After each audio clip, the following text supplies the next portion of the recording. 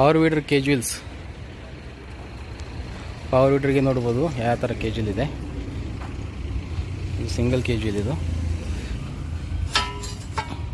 ಈ ಥರ ಬರುತ್ತೆ. 2.5 ಇಂಚು.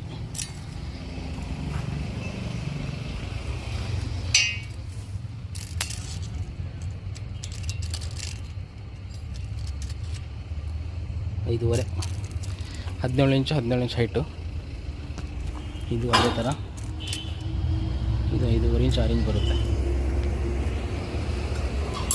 ಇದು ಬಂದು ಭತ್ತದ ಗದ್ದೆಗೆ, ಇದು ಬೋದ್ ಮಾಡಲಿಕ್ಕೆ. ಇವೆರಡು ಸ್ಪೆಷಲ್ ಇವು. ಇದು ನಮ್ಮದು ಪ್ಲೇನ್ ಇದೆ.